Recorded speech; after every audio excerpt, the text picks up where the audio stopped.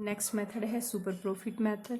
Super profit method में हम goodwill किस तरीके से निकालेंगे। सबसे पहले हम इसमें भी एवरेज या एक्चुअल प्रॉफिट निकालेंगे, फिर नॉर्मल प्रॉफिट निकालेंगे, फिर सुपर प्रॉफिट मेथड निकालेंगे और लास्ट में हम गुडविल निकालेंगे।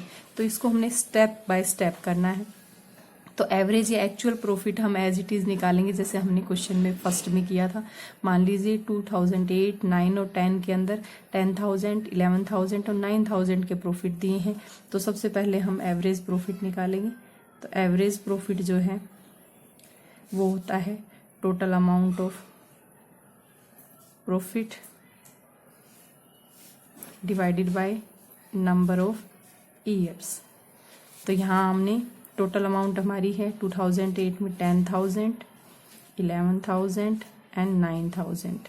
तो ये हमारे पास आ गई है 30,000 और नंबर ऑफ ईयर है हमारे पास 3। तो हमारे पास 10,000 ये है, ये हमारे पास आ गई एवरेज प्रॉफिट। तो ये हमने पहला स्टार्टिंग वाला जो क्वेश्चन है वो निकाल लिया है।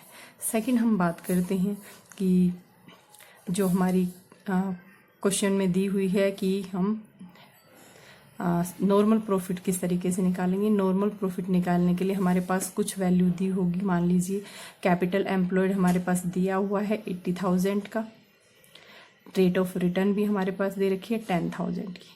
तो हम इसको निकालेंगे, किस तरीके से निकालेंगे। नॉर्मल प्रॉफिट निकालते हैं। नॉर्मल प्रॉफिट निकालने का फार्मूला है, ये है कैपिटल एम्प्लॉयड इनटू में rate of return divided by 100। तो कैपिटल एम्प्लॉयड हमारे पास 80,000 की गिवन है और रेट ऑफ रिटर्न हमारे पास 10%। तो ये हमारे पास आ गया।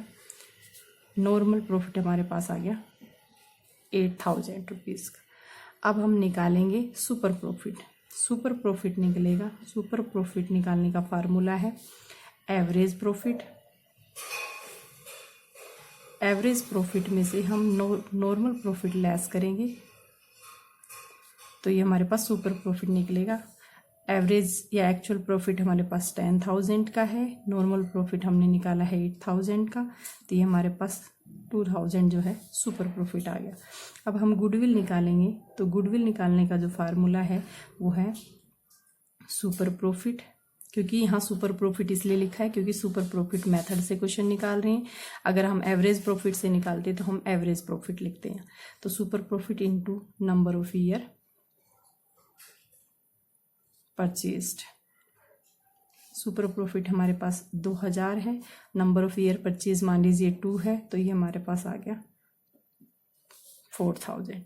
तो इस तरीके से हम सुपर प्रॉफिट मेथड से गुडविल निकाल सकते हैं। एक्चुअल प्रॉफिट निकालते वक्त हमें कुछ चीज़ों का ध्यान रखना पड़ता है।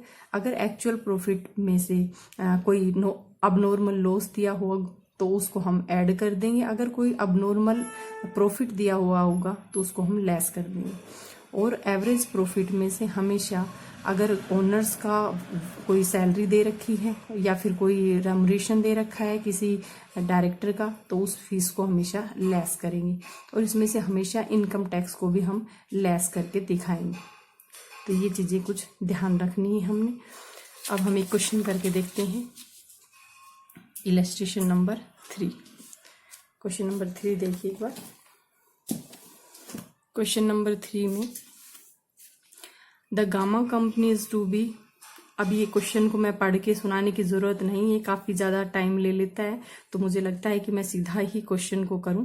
तो इसमें मोटी मोटी चीज़ें मैं बता देती हूँ कि जो गामा कंपनी है उसको डेल्टा कंपनी ने परचेज किया है और उसमें गुडविल की वैल्यूएशन करनी है। इसके अंदर गुडविल वैल्यूएशन करने के लिए नंबर ऑफ ईयर परचेज हमारे पास 3 दे रखा है और जो इसके 5 साल का प्रॉफिट दिया हुआ है। ये कह रहा है कि इनकम जो है उस पर 55% का टैक्स लगाने से पूर्व, यानी टैक्स हमें इसमें से लेस करना पड़ेगा। ये हमारे पास बिफोर टैक्स दिया हुआ है 55% तो ये इसको हम आफ्टर टैक्स करेंगे। मैंने कहा था अभी कि टैक्स हमेशा लेस करके दिखाया जाएगा। तो यहाँ 2006 का हमारे पास 50,000 का है, 7 का 65 का, 8 का 45 का, 9 का 55 का और 2010 का 75,000 रुपए का प्रॉफिट दे रखा है। ये प्रॉफिट अप डाउन है, ध्यान दीजिए, इसलिए हम इस पे वेट मेथड नहीं लगा रहे हैं। पहले 50 आया है, फिर 65 आया है, लेकिन फिर तीसरे साल 45 हो गया। तो इसलिए हम ये अप डाउन की वजह से हम इस पे वेट नहीं लगा रहे। अगर ये बढ़ता हुआ ही आता तो हम इसके ऊपर वेट मेथड से हम क्वेश्चन को करते। आगे कह रहा है कि 3 डायरेक्टर्स हैं, ठीक है। उन डायरेक्टर्स जो भी हैं उनकी सर्विस जो है इन फ्यूचर बनी रहेगी, जो कि 5,000 पर कैंडिडेट है, यानी ईच पर एनम 1 साल की एक कैंडिडेट की 5,000 की इनकम उसको इन फ्यूचर दी जाएगी। तो ऐसी इस तरह की जो भी फीस है वो हमेशा लेस होगी। आगे कह रहा है जो कैपिटल एम्प्लॉयड है वो हमारे पास दे रखी है 1,80,000 की। जो चीजें हमारे पास दे रखी है वो नोट कर लेते हैं। 180,000 की दे रखी है और इस पे 10% नॉर्मल रेट ऑफ रिटर्न दिया है और फिर कह रहा है गुडविल निकाली। तो अब ये सारी चीजें हमारे पास दे रखी हैं, हमने अपने तरीके से करना है। सबसे पहले हमने एवरेज प्रॉफिट निकालना है और एवरेज प्रॉफिट निकालने के लिए हमारे पास क्या दिया है, एवरेज प्रॉफिट निकालने के लिए हमारे पास नंबर ऑफ ईयर्स दे रखे हैं 5 साल के।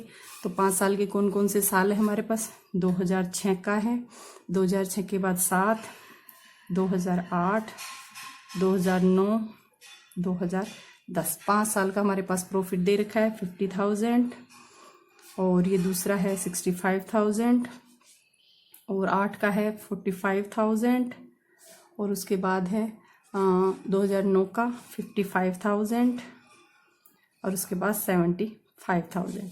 तो हमने एवरेज प्रॉफिट जो है वो निकालना है। एवरेज प्रॉफिट कैसे निकलता है, वो निकलता है टोटल अमाउंट ऑफ प्रॉफिट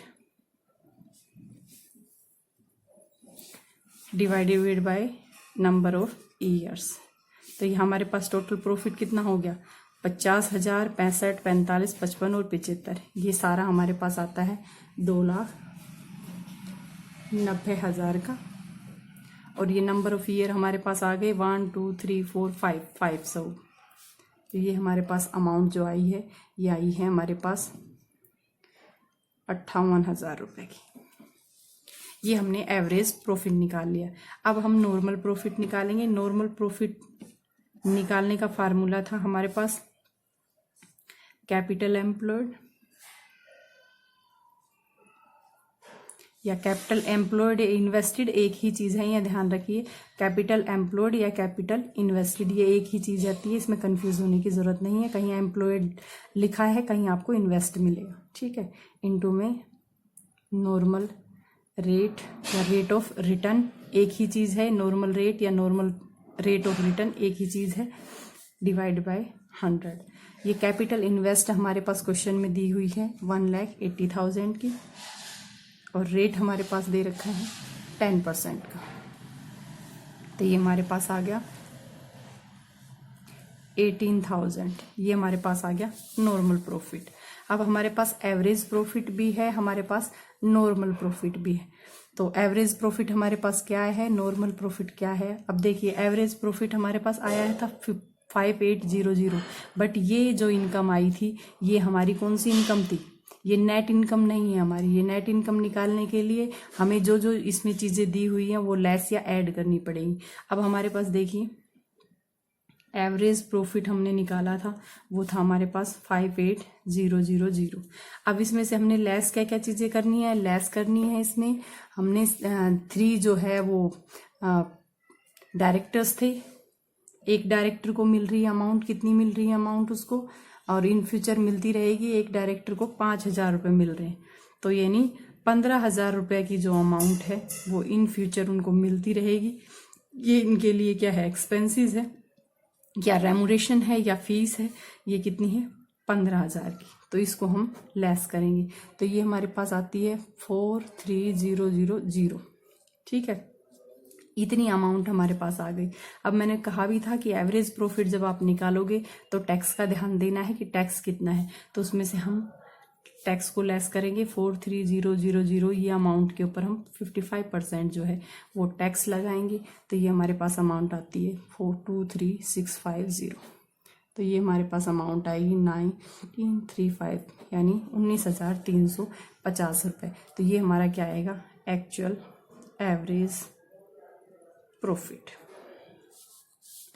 ये चीज़ें हमारी निकल गई। ये नॉर्मल प्रॉफिट था, ये हमारा निकला है एक्चुअल एवरेज प्रॉफिट। तो हम सुपर प्रॉफिट निकाल सकते हैं।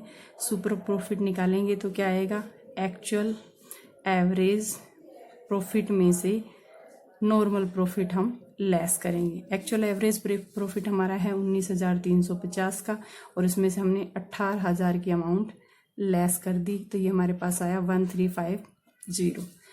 अब हम इसको किस गुडविल निकालेंगे। तो गुडविल निकालने के लिए क्या करते हैं, गुडविल निकालते हैं तो सुपर प्रॉफिट इनटू में नंबर ऑफ ईयर परचेज।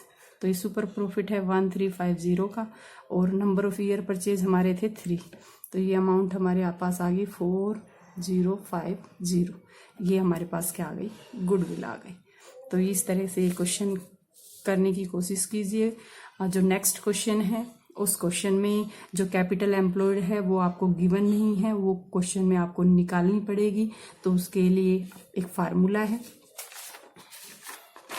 वो फार्मूला देख लीजिए एक बार।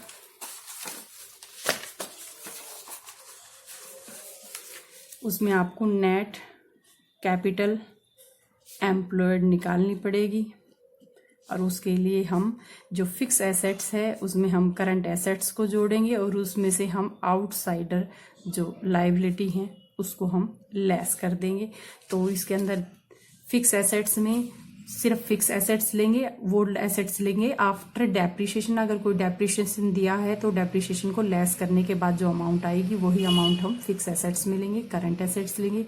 और आउटसाइडर लायबिलिटी जो होती हैं उसमें कौन कौन सी अमाउंट ले सकते हैं, हम ले सकते हैं डिवेंचर्स हैं, उसमें क्रेडिटर्स हैं, उसमें बीपी यानी बिल्स पेबल हैं, या उसमें बैंक ओवरड्राफ्ट हैं, या फिर उसमें अगर टैक्स के लिए कोई प्रोविजन है या टैक्सेशन प्रोविजन है तो उसको भी हम इसमें लेंगे। तो ये सारी लायबिलिटी हैं जो उसको चुकानी होंगी, और ये आउटसाइडर लायबिलिटी है। तो फिक्स एसेट्स में आफ्टर डेप्रिसिएशन उसमें करंट एसेट जोड़ेंगे, और उसमें से हम इन चीज़ों को लेस करेंगे तो वो हमारे पास नेट कैपिटल एम्प्लॉयड आएगा, और उसी से हम नॉर्मल प्रॉफिट निकालेंगे। अगर in case of capital invest या कैपिटल एम्प्लॉयड आपके पास गिवन ना हो तो ये जितने भी क्वेश्चन अगर आपसे निकलते हैं वो आप निकाल के देखिए।